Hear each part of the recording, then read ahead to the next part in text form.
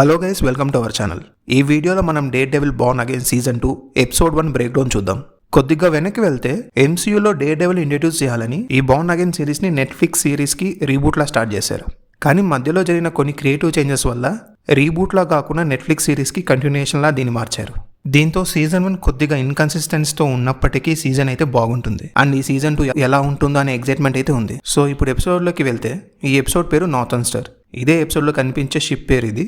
Episode start అవడమే BB రిపోర్ట్ని చూపిస్తారు. ఇది బెన్ యూరిక్ నీస్ రన్ చేసే షో. సిటీలో సిచ్యువేషన్, మేయర్ రూల్, ఫిస్క్ తీసుకొచ్చిన రూల్స్ ఎలా ఉన్నాయని పబ్లిక్ ఒపీనియన్ తీసుకుంటుంటారు. జనాలు ఫిస్క్ని ఒక హీరోలా చూస్తుంటారు అండ్ యాంటీ విజిలాంటీ టాస్క్ ఫోర్స్ని అప్రిషియేట్ చేస్తుంటారు. కానీ ఇదంతా ఫిస్క్ చేస్తున్న ప్రోపగాండా. ఆ తర్వాత నార్థన్ స్టార్ కార్గో షిప్లో ఇల్లీగల్ వెపన్స్ షిప్మెంట్ని ఆపడానికి డేర్ డెవిల్ వస్తాడు. ఇక్కడ డేర్ డెవిల్ కొత్త బ్లాక్ సూట్లో ఉంటాడు. ఇక్కడ ఒక ఫైట్ సీన్ జరుగుతుంది అండ్ ఫైట్లో కోపంగా అక్కడ ఉన్న వాళ్ళందరినీ కొడుతూ ఉంటాడు డేర్ డెవిల్. ఆ తర్వాత తనకి ఇన్ఫర్మేషన్ వచ్చినట్టు ఇక్కడ ఇల్లీగల్ పనులు జరుగుతున్నాయని కన్ఫర్మ్ చేసుకుంటాడు. ఈ రేంజ్లో స్మగ్లింగ్ లోడ్ వచ్చిందంటే దీని వెనుక ఫిస్క్ ఉన్నాడని మ్యాట్కి అర్థమవుతుంది. అయితే షిప్ క్రూకి వచ్చిన ఇన్స్ట్రక్షన్ ప్రకారం ఒకవేళ డేర్ డెవిల్ షిప్ని ఎక్కితే షిప్ని సింక్ చేసేయాలి.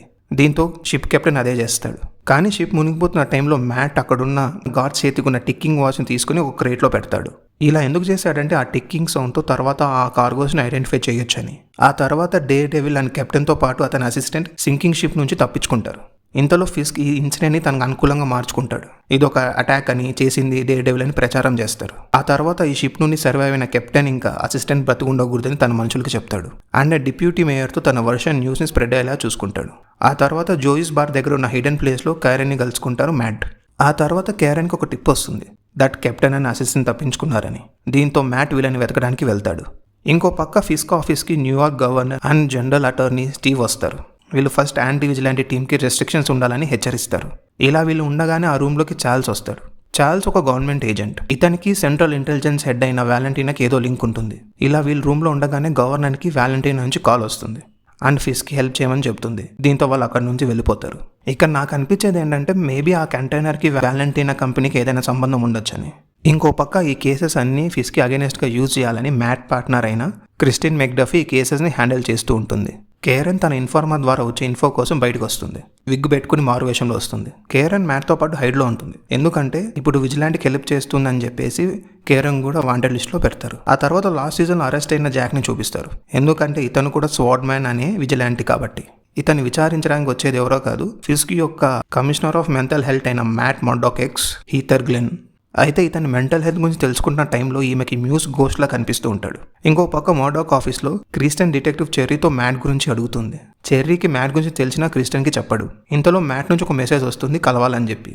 చెర్రీ వెళ్ళిన తర్వాత క్రిస్టియన్ దగ్గరికి డిస్ట్రిక్ట్ అటార్నీ వస్తాడు. తన ఆఫీస్లో జాబ్ ఆఫర్ చేస్తాడు కానీ క్రిస్టియన్ రిజెక్ట్ చేస్తుంది. ఆ తర్వాత డిస్ట్రిక్ట్ అటార్నీ హీథర్కి కాల్ చేసి ఇంట్రోగేషన్లో స్వాట్స్ మ్యాన్ చెప్పిన ఆన్సర్స్ని మార్చమని అడుగుతాడు. హీథర్ కూడా అలాగే చేస్తుంది.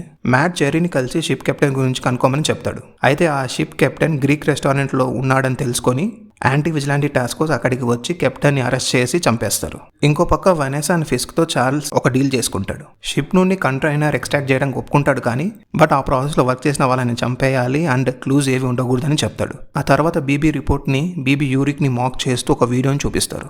బీబీ యూరిక్ ఫిస్క్తో కలిసి వర్క్ చేస్తున్నా కూడా క్యారెన్కి హెల్ప్ చేస్తుంది. ఇంకో పక్క ఆ గ్రీట్ రెస్టారెంట్ ఓనర్ని కెప్టెన్ అసిస్టెంట్ కలవడానికి వస్తాడు. ఆ తర్వాత చెర్రీ కోసం తన అపార్ట్మెంట్కి వస్తారు anti vigilante task force. Ship captain గురించి ఎందుకు ఎంక్వైరీ చేస్తున్నామని కొడుతుంటారు. ఇంతలో అక్కడికి వచ్చిన మ్యాట్ వీళ్ళందరినీ అడ్డుకుంటాడు. ఈ ప్రాసెస్లో తను డౌన్ అయినప్పుడు చెర్రీ హార్ట్ రేట్ స్లోగా తగ్గిపోతూ ఉంటుంది. సేమ్ ఫాగీకి జరిగినట్టే చెర్రీకి కూడా జరుగుతుందా అని మ్యాట్ అనుకునే లోపు టాస్క్ ఫోర్స్ డేర్ డెవిల్ మాస్క్ని తీసేస్తారు. అండ్ డేర్ డెవిల్ ఎవరో కాదు, మ్యాట్ మర్డాక్ అని తెలుసుకుంటారు. ఈ విషయాన్ని హెడ్ క్వార్టర్స్కి పాస్ చేసే లోపు ఒక అనానిమస్ పర్సన్ వాళ్ళందరినీ చంపేస్తారు. నేనైతే ఇది పనిషర్ పని అనుకున్నా కానీ చేసింది పాయింట్ డెక్స్టర్ ఏకేఏ బుల్సై. ఒక నైఫ్ డేర్ డెవిల్ వైపు వచ్చి పడుతుంది. దాని మీద యు ఆర్ వెల్కమ్ అని కార్వ్ చేసి ఉంటుంది అండ్ బుల్సై లోగో ఉంటుంది. అది చూపిస్తూ ఈ ఎపిసోడ్ని ఎండ్ చేస్తాడు. నాకు తెలిసి బుల్సై ఈ సీజన్లో డేర్ డెవిల్తో పాటు టీమప్ అయి ఫిస్క్కి అగెనిస్ట్ అవుతాడు అనిపిస్తుంది. So that's it. ఈ వీడియోకి ఇంతే.